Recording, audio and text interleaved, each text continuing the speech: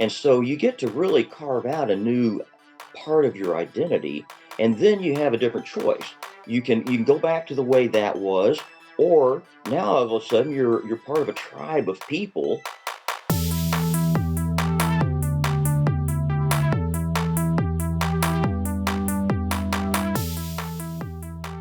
This is the Light on the Trail podcast. I am Frank Colburn. I am joined so graciously by Mr. Charlie Gandy. He's heading up the XTX or Cross Texas Trail project. We'll get into all those details if we can get through all of our technical difficulties. I'm actually at my sister's room right now to use internet at my mom's house. There was a husky howling, internet on his side. We're going to get it done. We're all about doing hard things. We're all about doing hard things. So yes, sir. So why don't you kind of, I guess, if you want to introduce yourself, talk about the trail, and if you have any, trail running experience other than biking. I've done a little bit of research, but why don't you go ahead? I am a trail runner. I'm 66 now, so I don't run as fast or as hard as I used to. I used to make the joke, people would ask me, is trail running hard? I'd say, yes. If it was easy, they'd call it mountain biking. So, Very good. I'm of that tribe. And so I used to live in Colorado, and I've climbed all the 14ers, and I was able to power hike up them and run down them, and it was a hoot. I encourage anybody to do a tour of the 58 14ers in Colorado if you're a trail runner. Anyway, so yeah, I'm an athlete that is 66 years old. I have traveled and had adventures in my life that uh, qualify me to take on big, hairy goals such as this. And I was hiking the Tahoe Rim Trail last June, literally a little over 4 months ago. After hiking thousands of miles and riding my bike, doing stupid fun things across Washington and elsewhere, I was wondering what I was going to do next. And I've got some trails that I haven't finished yet that I have a list. But then I realized I live outside Seattle. I love being on trail. I suffer in the wintertime because it's off season for the type of hiking that I like to do. And it dawned on me. I really just see a trail across the state of Texas, a taste of true Texas that would be done best in the wintertime. Not in the summer. Let's leave summer aside, or spend summer in the Cascades in Washington, or in the northern part of the Appalachians, but not around Texas. But you know what? From about November 1st to about, I don't know, April 1st or May 1st, you have really good conditions here. We have really good conditions for doing adventures. And I've known forever, being a native Texan, and I served in the legislature when I was in my 20s. I've gotten all over the state, working with the Texas Nature Conservancy and being a explorer and hiker and cyclist.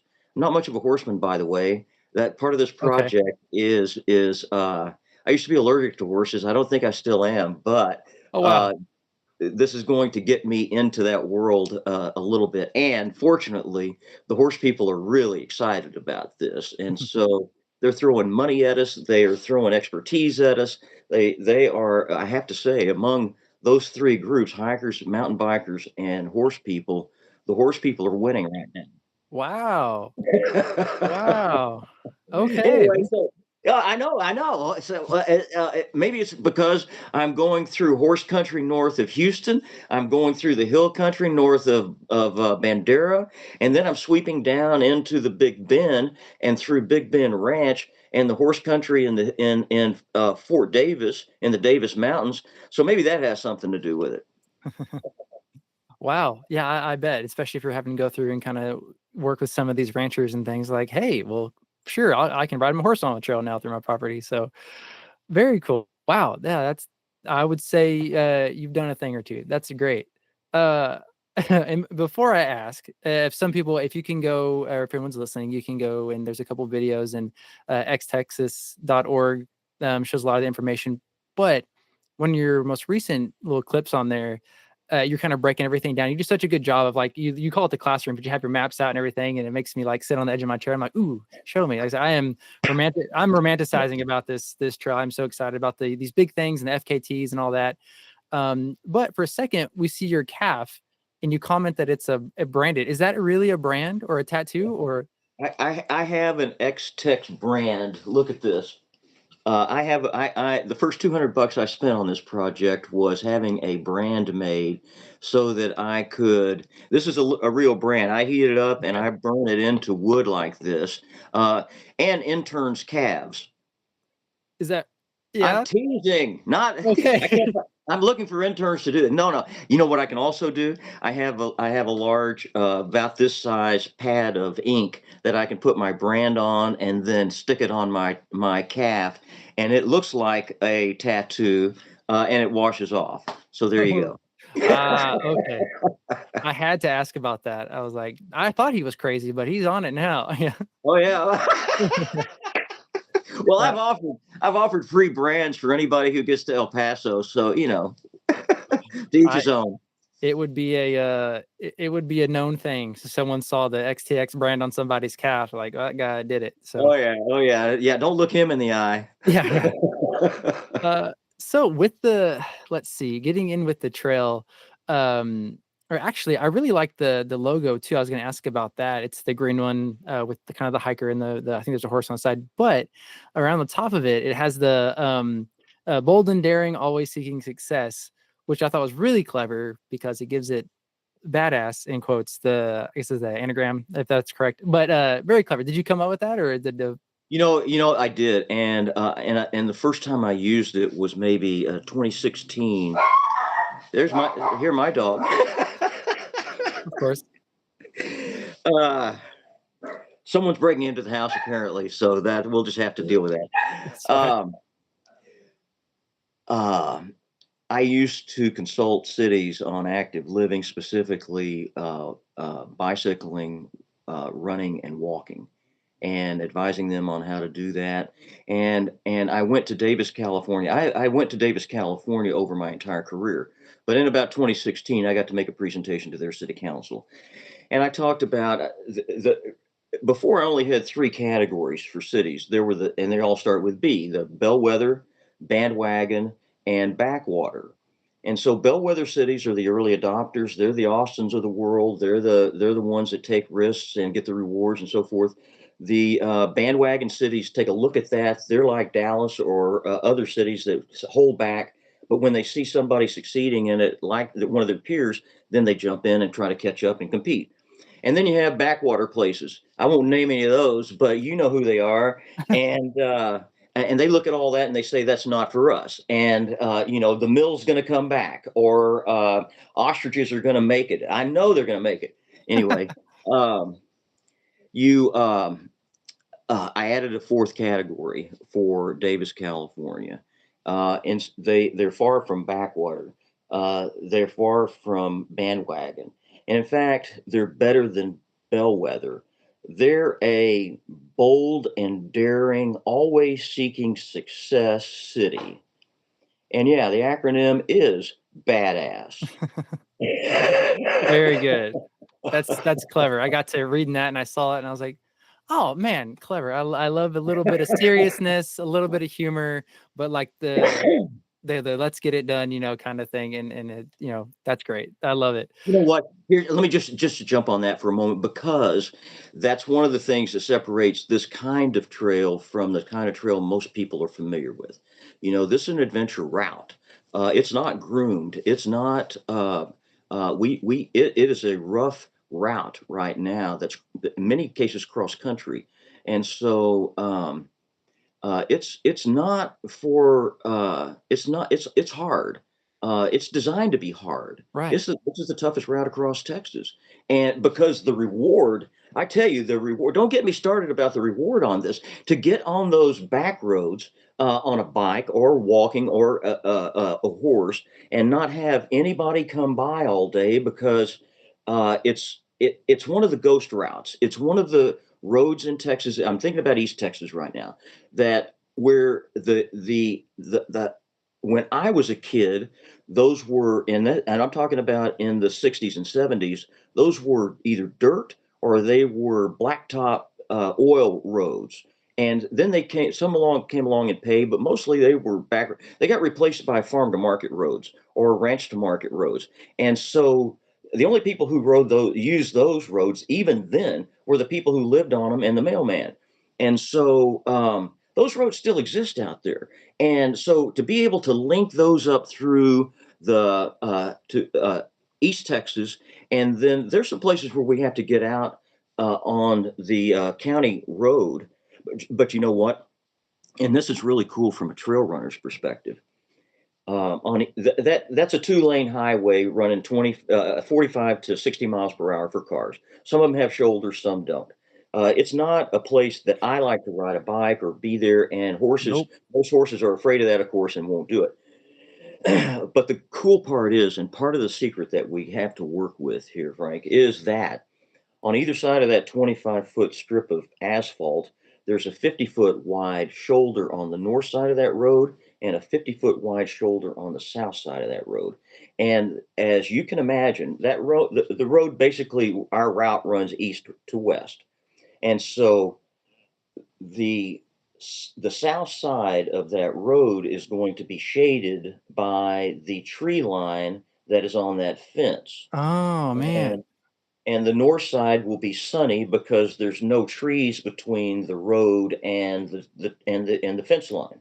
Okay. So in most cases, now this is a winter route and sun is good in the winter, but in most cases, we're going to like that shade and the tree coverage. And so we're going to ask the county commissioners along a few miles of their country roads to simply mow as close to the fence line on the south side as they can, so that horses can hike through there, or excuse me, horses can walk through there, mountain bikes can ride through there, and trail runners and hikers can run or walk through there with nothing else but cutting down the weeds.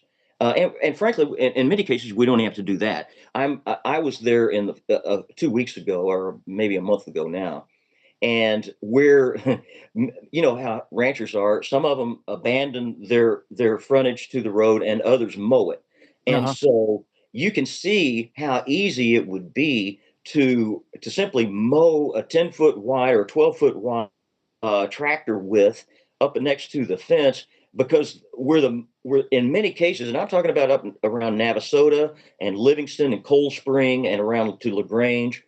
uh they're like yards. They're like and the ground is basically relatively smooth, sandy loam. And so I stopped in Cold Spring. I talked to a woman named Rosie, um, and at the general store, and we got to talking about this trail. And she said, you know, Charlie, people ride horses in that ditch all the time, in that 50-foot space I'm talking about. Yeah, yeah. And she said, but if you ran a trail up next to the fence, you'd have 4 times as many people riding horses out Well, there, because they can see a space for themselves, and yeah. they can see that it's done in the right spot. And yeah, and it'd be anyway. The point here is that that's part of the secret sauce that we have to work with in that portion. And you know, we can go on all day. I know we're short on time, but the point is, and we've got. I have a list. Melissa can tell you. We have a list since the Texas Monthly article came out, since Fox News came out, and now we have about 4 others that are building off of those stories. I probably have a half a dozen ranchers now that have said, "Hey, I have property on either side of this road. Come talk to me."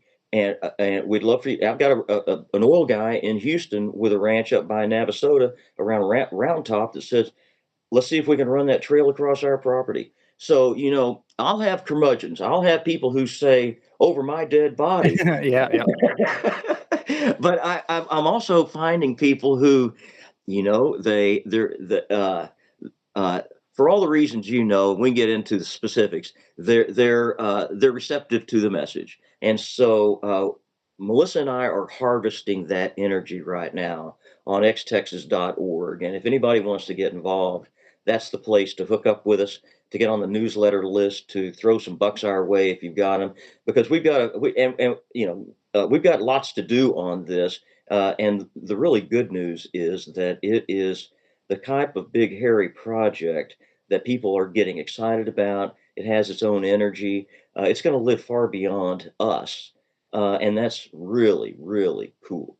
Oh yeah, yeah. It's very obviously. I mean, that's why I'm here. I read about it. I saw somebody post about it, and I hit the brakes and was like, "Really?" And I looked into it and checked it out. I am already so excited about it. And I've like I mentioned, I like the big trails, and I live in Texas, so I've got this. This is my state, cool, and we've got a lot to offer over here to the west and the east. And if you go north, it's all kind of different. It's such a great place for these outdoor kind of adventures. And if we can kind of get into the trail system, it's kind of like a living thing right now. It's changing depending on who's working with you and how it goes, and it's just gonna keep developing to a great thing. But does it use any of I don't know if it parts of it or if it runs close, but does it grab any of the Lone Star Trail? The Lone Star, I hiked it about 2 years ago. It's for hikers only. It's a great trail.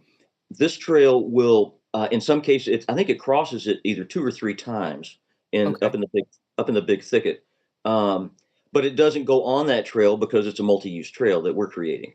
And so what we'll do on that is we'll eventually have a far out or a gut hook route map, with uh, showing the main route and showing alternatives. And so if I was a hiker, um, in most cases, I would probably want to use the Lone Star Trail.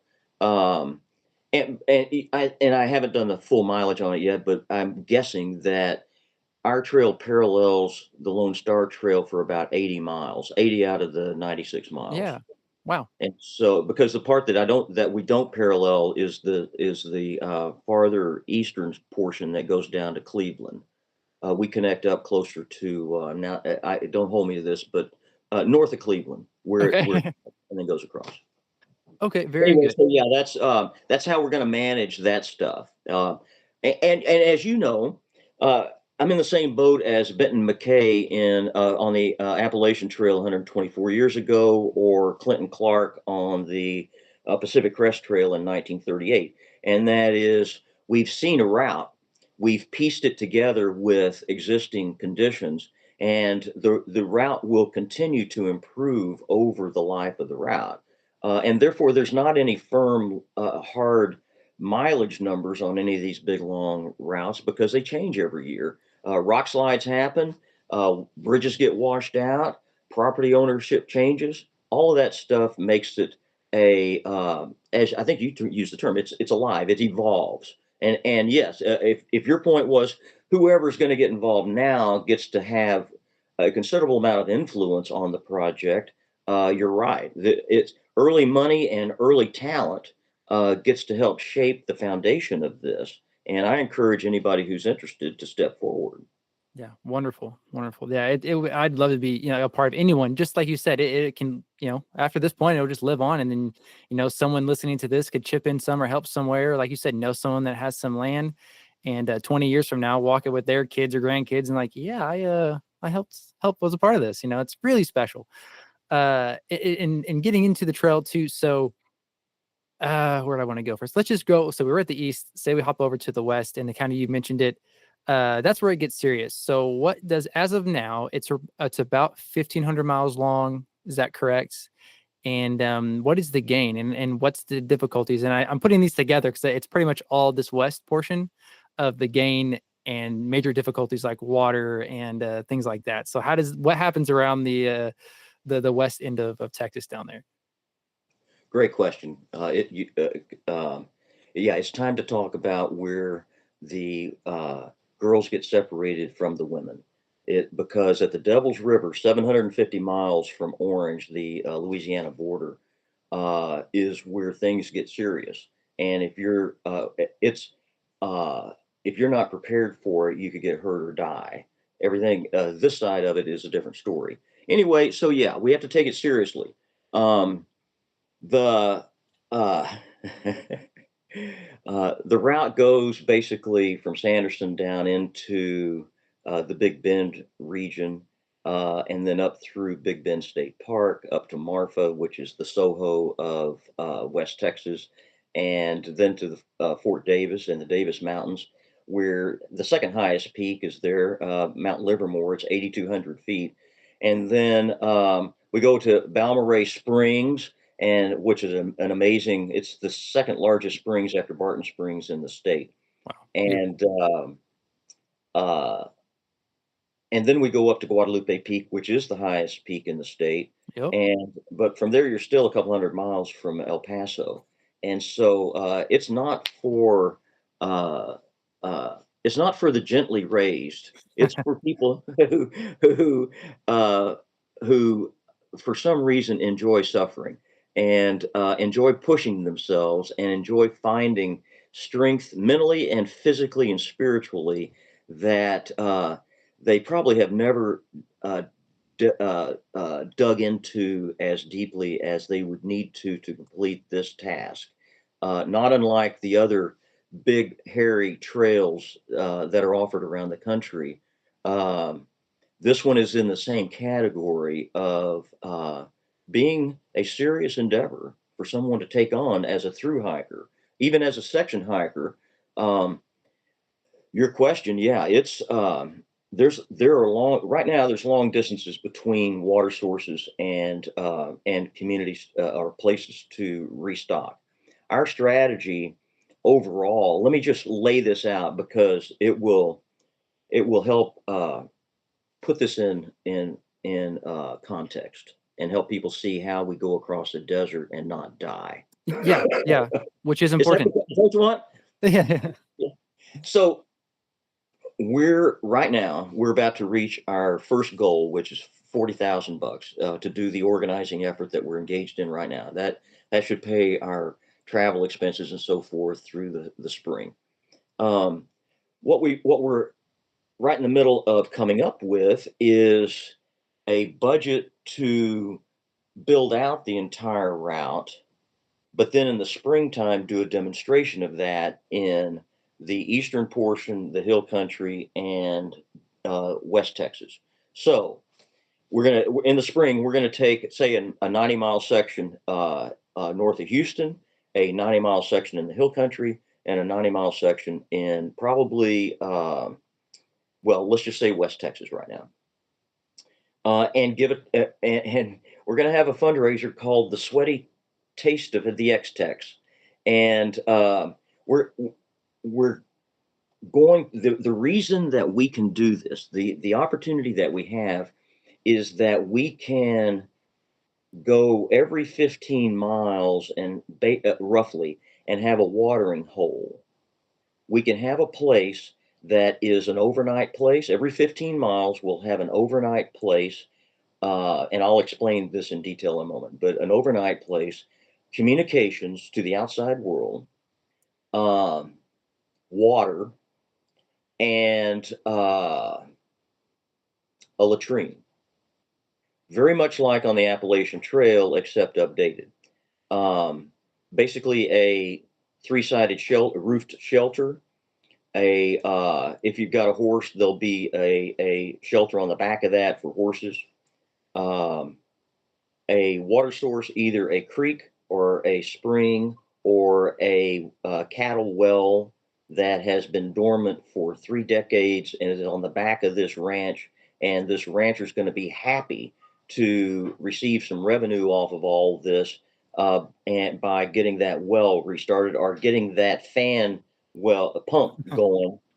And I'm romanticizing here a little bit. Uh, and maybe now's the time to use my cliche. This trail is rural, it is rustic, it is rugged, and therefore romantic. Love it. I agree. So, right. So we're going to have an opportunity at every 15 miles there'll be a water hole, and so we're developing a water hole funding campaign right now. that has three different types of water holes. All of them have water, obviously. But the first one, we're stealing a word from Australia for watering hole, and it's called a billabong. Oh, okay. You've heard of that probably in other contexts. The Right. There's a brand also. Yeah. A billabong is a watering hole in and I need to get the name, but the Aboriginal language. Um, and Okay. so we're going to be our basic water holes, not unlike an Appalachian Trail shelter with a latrine and a water source. It'll have that, and it'll have an antenna with a Starlink connection, so that there'll be Wi-Fi there at Wow. every 15 miles. Um, every 45 miles. So you go 15 miles, you go one night, you go the second night, the third night, there may be a storm coming in. You may be looking for something a little more comfortable. Every 45 miles, we'll have a station bunkhouse. So it will have all those facilities that I just discussed, plus basically a do-it-yourself youth hostel. With that Wow. communication link, you can pay $30 and get the code for the door to get heat, to get a bed, and to get out of the storm and privacy. And so something like that, this is our model. It'll evolve, but we'll have at the station bunkhouse. You'll have the shed, you'll have the horse facilities, you'll have the latrine, you'll have the water source, you'll have the communication link. Oh, and on that communication link, there's also a camera so that the rancher can see everything that's going on his ranch at that site, and can report anything happening, immediately. So that's a bit of our security system that we have set. Very good. So so we have billabongs, and we have station bunkhouses and then you go another 45 miles, and then you have so we're at the 90-mile mark now. We have what's called crossroads. That has the billabong facilities, the basic stuff. It has a bunkhouse, but it also has it truly is on a road, so that you could drive there. That's a trailhead. We'll probably have facilities, so hookups for van life, simple, not necessarily a full RV place, although those are along the road in range out there. That's something that, anyway, the point here is a trailhead. And with glamping, I need to throw that word in, glamping, because that will be the chance to do the $100 a night thing. And so if you and but because think about what we're doing here. Every 90 to 100 miles, we're creating a village like any other through hike town, and we're giving them a chance to restock at the crossroads, or hitchhike to 20 miles to a town someplace. But they're going to be able to get all their food, uh, basically equipment, and recharge and sleep and rest at the crossroads before continuing on. Because unlike the Appalachian Trail and other, well, there's long distances between towns out here. Oh And yeah. so we'll be setting up basically these stations out there during the season. It's important to note that, we're not going to be trying to do this in the summertime. We're not going to be encouraging anybody to go out in the desert in the summer. But uh, wintertime's a sweet spot out in the desert from now, what are we, November 1 to um, uh, usually it's too hot to mess around with this stuff starting in about May. And then it's ridiculous in the summertime. Yeah. Right. Right. So Okay. that's the deal. That's how, and I'll just close with this as our strategy in the desert. Um, there's some big ranches out there. I'm about to talk to a guy, a ranch family that has 70 sections of Wow. land. Wow. Each section is 640 acres. Wow. Uh, and so, they're with the exception of hunting, they don't have much of a revenue stream these days. And so I have an opportunity to show them how I'm not interested in coming to the front of your ranch. I'm interested in showing them on the map where if I'm on a horse going cross country, I need to be close to water sources. So there's a route back here in these arroyos and in the back of your ranch that you may or may not have cattle wells back there, but you probably do because a generation ago you ran cows out there. Um, uh, that's where we want to run our trail. That's where we want to have our billabong. That's where we want, and you know what? We want to use it after hunting season. Your hunting season ends, generally speaking, at the end of November. We want to use this from December to May. And by the way, this whole facility you can use then uh, Right. with your hunters, and for anybody else who wants to come out there and spend a weekend and their money on your place.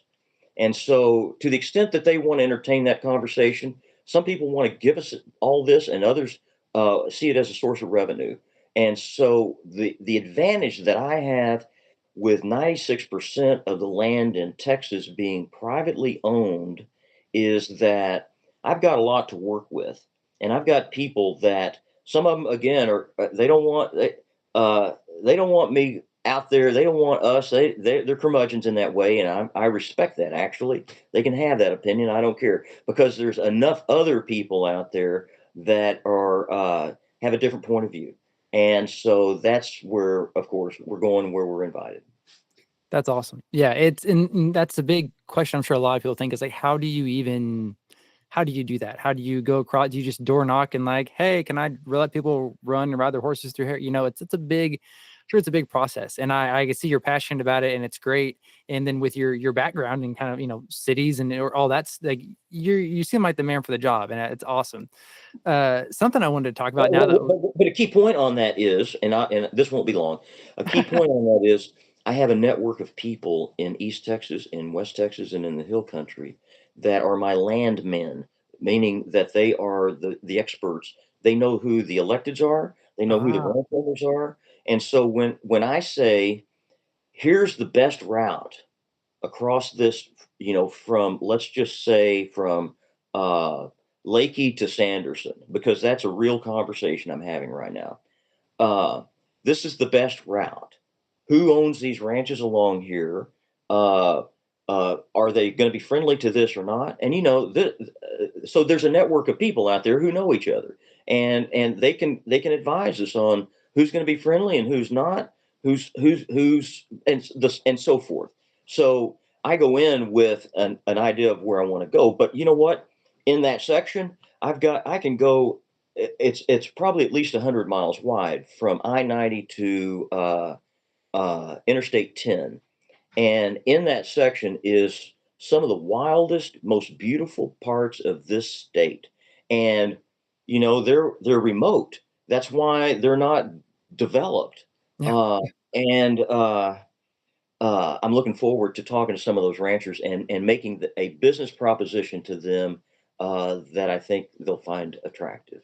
Yeah, wonderful. You've got it planned out. In talking about the trail and something I've heard you mention as well, and that I like to talk to people, and it's a good I guess a point in general with, like we mentioned, doing hard things, whatever it is, running, biking, whatever it is for you, for people to push themselves. So, you mentioned how like trails save lives, and I think you'd mentioned it in the clip, a buddy that wrote a book kind of about that. But I am so for people pushing themselves and doing things, and they really get you mentioned a spiritual side of it, physically, mentally, yes. If you think you're having a bad day or hard things, maybe you haven't pushed yourself enough. And you see plenty of people get over addiction or feel lost, or, and then a lot, what I do is just, it's a good mental time, pray a lot, and I get to just be, at peace with that. And you could probably evolve and become a whole new person over a trail like this, or even portions of it. But Many do. it gives Many the do. opportunity. It's shocking, isn't it? It's shocking how therapeutic Yes. a long walk can be. And some of us style it as a spiritual thing. Some style it as a pilgrimage. Some style it as a meditation. It's all a process of breaking away from whatever it is you're in and finding yourself in a new place, a new set of priorities. Where's the next water? Do I have enough food? And things that take your mind away from whatever the demons were that were haunting you out here have much less power over you when you're over here. And so you get to really carve out a new part of your identity, and then you have a different choice. You can go back to the way that was, or now all of a sudden you're part of a tribe of people that you've hiked with, that inspire you, that support you, that and that you can help them with. And so, yeah, it broadens your horizons like any travel experience does. It shows you that there's more than what I've seen in the past or where I've lived before. And in many cases, what I've found out there can be healthy, can be rewarding, can be worth doing. Yeah, worth doing, to put it lightly, right? I think when with the world being so chaotic, or if you've got this going on and that going on, when you're able to, it really pushes your focus and it gives people a sense of control. They're like, well, I'm doing this. And look, That's I've right. been doing it for 5 miles. Oh, look, I've been doing it for 30 miles or whatever. I think it really gives people a good kind of a moment to exhale and reset and be like, man, that's pretty cool. I did that. I can do better things. Maybe it's not as bad. I thought this was tough, but I just did this. And it's, again, yeah, very therapeutic, Yeah, wonderful. Frank. One of the things that I'm in agreement with you, and I want to share a term that I have seen uh, packaged that nicely, and it's people have discovered their sovereignty. Hmm. They've discovered that they may be a mother, they may be a daughter, they may be a son, they may be a father, but they are also themselves. And the more they strengthen their core, mentally, physically, and so forth, the stronger they are in playing those other roles. And so, those of us that hike and do these things, um, you can be negative about it. You can say that's narcissistic or so forth, but you can also talk about it how it strengthens me. It gives me it gives me power that I can transfer to many other things. It gives me patience. It gives me physical strength. It gives me um empathy for other people who are struggling, and makes me much more of a problem solver, and an empathetic individual uh, than I used to be. And that for me is growth, and makes this, among other things, very worthwhile. Definitely. Definitely. It makes it, can make you feel kind of small and grateful for all the creation around you and just getting it done. I love it. To shift gears a little bit, I didn't want to forget this question. I've got some, and I'm not a rush or anything, but so over towards the west end, I think it's within. I've got and I was going to mention also, but I know you've got a lot of the bits of the trail kind of put up on Ride with GPS. Right. .com, yeah, right up there. So it's, I think, within the last 100 or so miles. But is there any way, Charlie, that we can keep this all in Texas and not in New Mexico at all? Great question. Others have asked me that. Okay, okay. Here's the choice right now. The choice is that route, which goes up for 25 miles or so into New Mexico and then drops back in, or get on that highway that's about 30 miles south of there. Yeah, And the I horses have can't not really, found yeah. anybody who wants to ride on the highway. Here's the thing, though, and I haven't touched that yet. I have put that on a map. Uh, but I haven't driven it. I'm about to next month in November. Okay. Um, I am told that there are a whole bunch of oil roads that are on the Texas side of that. That if we get permission to ride through there, then we stay in Texas. And so Ah, that's one of the cases where, uh, up front, that may be the lesser of the evils, uh, and with some effort, and we may be able to improve it. okay, okay, awesome. I had to, and that's what I thought. It's like, oh, I know he must have got asked about this a couple of times. someone's Oh yeah, oh yeah, yeah, oh yeah. looking What's along this about? Right. yeah, looking The along the chauvinism, trail. the chauvinism shows. Like, this is the Texas Trail. I don't know what you're doing with this little Yeah, yeah, well, yeah, you're flirting over here with New Mexico. Yeah, what's yeah. that? And that's my immediate my thought was like, oh, I'm sure again, it's a massive undertaking. So at the point right now, you're trying to make we've got horses, we've got bikers, we've got runners. Like, look, I'm sorry, this is safer. It's beautiful. Let's, people we'd get over it, right? They're, it's interesting topic, and I'm sure, again, like it's evolving, it lives, things will get moved around, and we'll see. So hopefully, um, now this will definitely get. And I have never tried to set in FKT. But again, like I mentioned at the top of this, I like the long trails and the hard efforts and people just setting these records and everything, like you said, on the PCT or the Arizona Trail and all that. So I'm very excited once this gets kind of more settled in, or even now it's kind of it's there. It's there, but it's not. We're working on it. That's why it's so exciting at this point now. And I'm so glad you're on here and we're kind of spreading the word about it. But once it gets set into the FKT website, or fastest known time, I think it's just going to explode, and people are going to be all Yeah. about like trying to set records on it and everything. Yeah, great. Thanks for putting that on the table. Let's talk about that for a moment. The First of all, I'm no expert on FKT as an administrator. I'm familiar with it as people setting records and so forth. Um, I stood out literally a mile from my house and waved at Lal Wilcox as she went by on her bike a month ago, doing the setting a record for the fastest time around the world, 14,000 miles. And Whoa. so, in the bike world, she in the mountain bike world, she's a big deal. Um, but yeah, it has the sort of romantic pull to it that athletes can look at it and size it up and say, let me talk about bicycles for a minute, and horses and the horse people.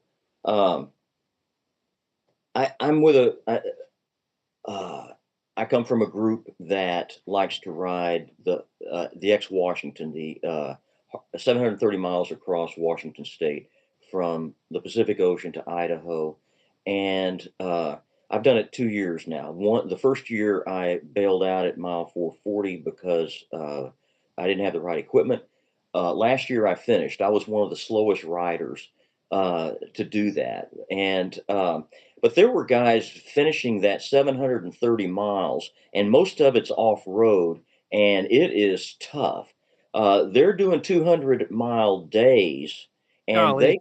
they complete that 700 and something mile route in about 4 days. And these are true athletes, and it took me 10. And um, and so that's and yeah, they are biting at the bit for us to get a route established so that they can take it on, Yeah. and it's that's part of what fuels me, is that I've got all these stupid fun friends who uh, see the romance in this trail like I do, and they're throwing money at it. They're throwing their talent at it. That's what's really cool, is people are showing up with map skills and event management skills and other things that I can frankly just deputize to go do. And and so, in fact, we're talking about this with one of our volunteers on it today, and that is, are we really going to have a solid enough route to do a grand depart in the spring? And are we going to have enough people to show up to make it worthwhile? In the Washington race, we generally speaking, and it's been going on for about a decade now. It has about 50 people who show up, and it's usually about a third to a half that complete the race, meaning everybody else drops out along the route.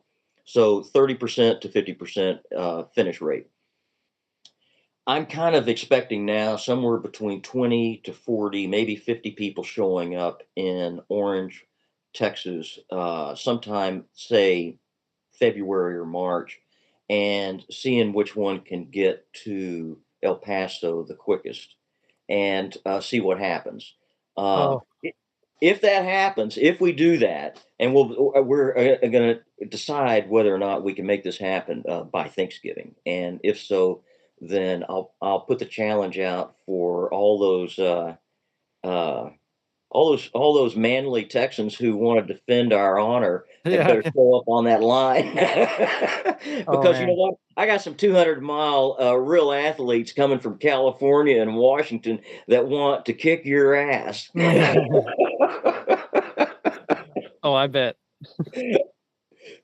That's exciting. And again, it's just going to explode like it, kind of already is. And And then the horse people,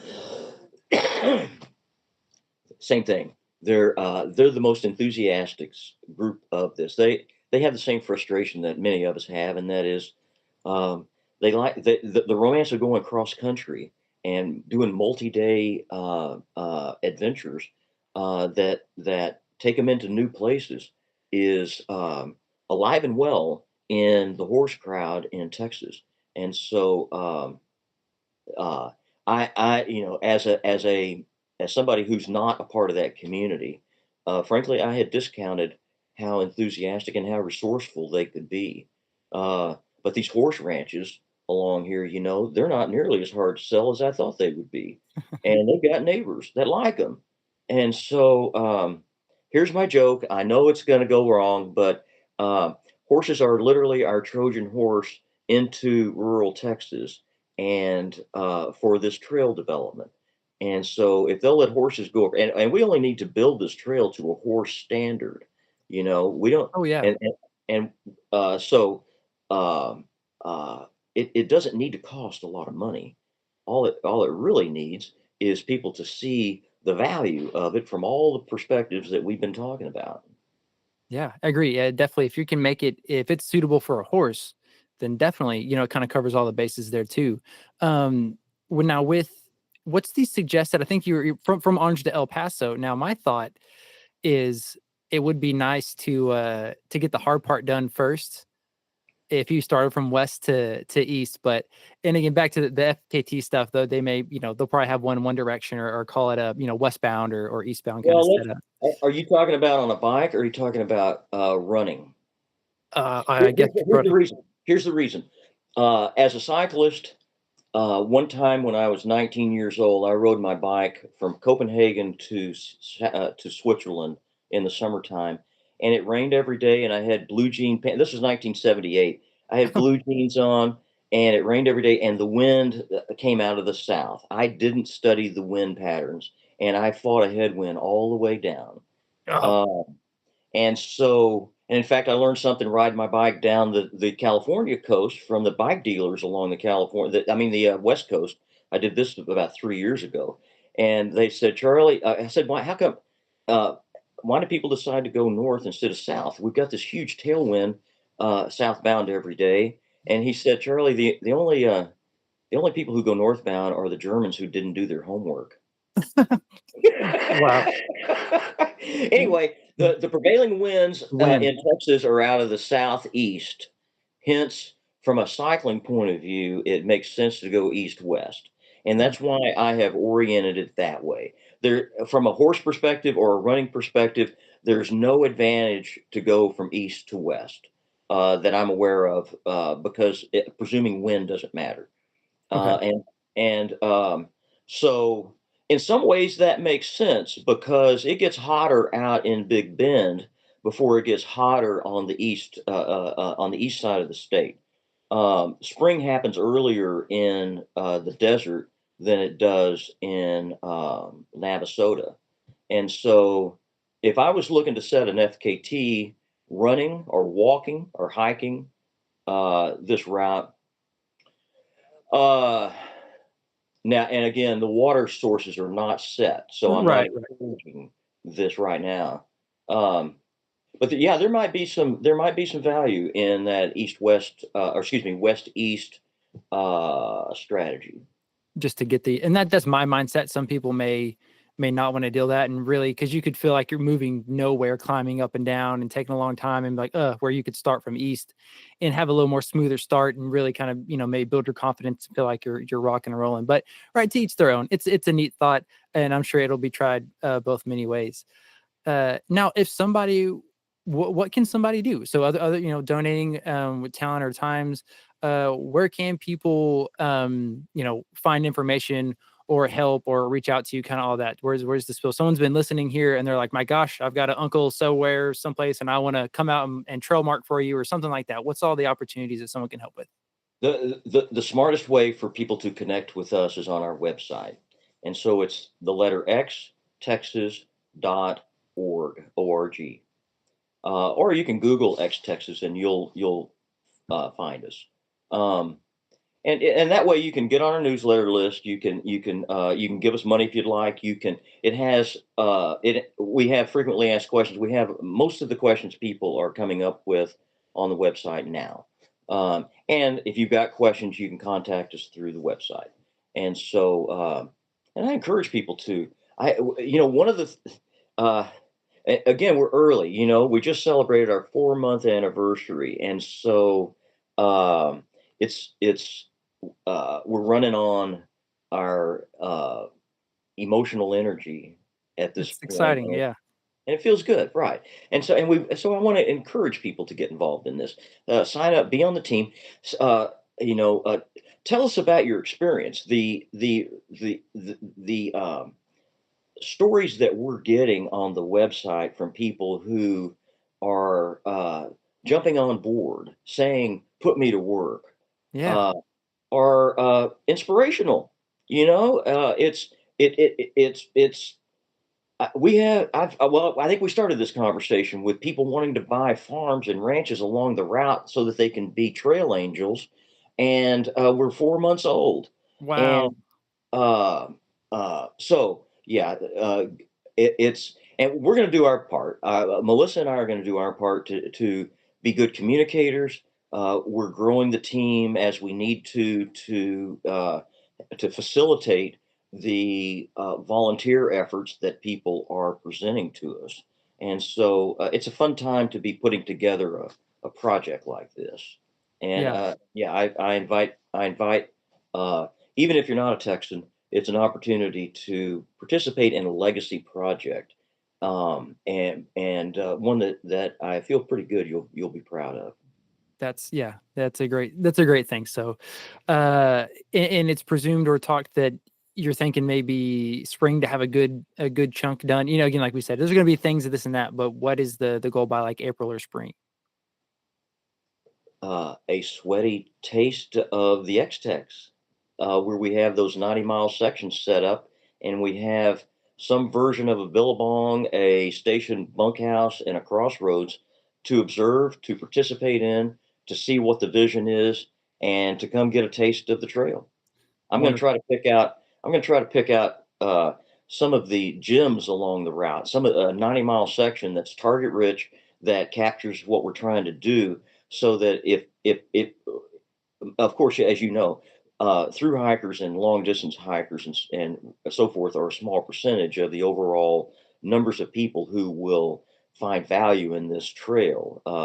And so, these springtime activities that we're going to be putting on are going to be for we're going to do the hardcore Grand Depart probably, but there's no question that we're going to be doing weekend hikes. We'll be doing full week long 100 or 90-mile endeavors, and inviting people in those three different regions of the state to come out and check it out. That's awesome. Yeah, that sounds great. It sounds great in that it's not that far away. You're not like, oh well, in 2027. Again, it's still living, but it's very possible in the future. And I see it being a great spot for some of the Texas run or like racing companies to kind of make, hey, let's have 100-mile race in a section of the XTX, and that'll bring awareness to it, and people can say, I got to run 100.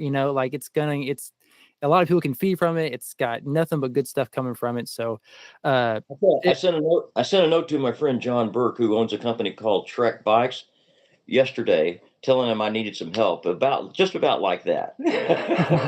hey man, you could use this trail for That's yeah. right. That's right. You're Yeah, on. You're on it as far as yeah.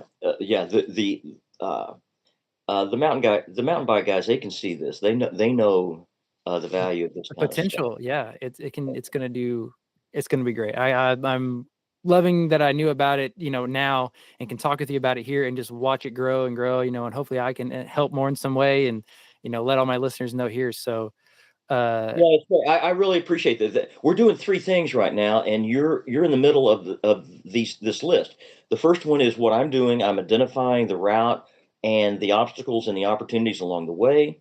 The second is that we are amplifying. We're talking about this. We're amplifying the conversation because the more people we can inspire to get on our list and to participate, the faster this is going to come around. And then the third is raising money for it because it's necessary to yep. make these things happen. And so I'm excited that we've already got to our first goal, and now I get to talk about legacy gifts of 25 grand to do a billabong or so forth for either a hero of yours or a family member that you want to honor, and we'll put a plaque on that and tell their story. And so we're at that stage right now, and yeah, you're invited. I'm Cool. recruiting people to participate. So awesome. Charlie, thank you so much for your time on this. I know we went through a couple hurdles with technical difficulties and scheduling and things, but we got it done, and I was Hey, ecstatic. let's make this a regular conversation. And if you want to go for a hike or a bike ride in the winter as we're putting this together, check in with me. Oh, it will happen. It'll happen. Thank you so much, Charlie. I appreciate it. Good. Bye bye. All right. Thank you. Awesome.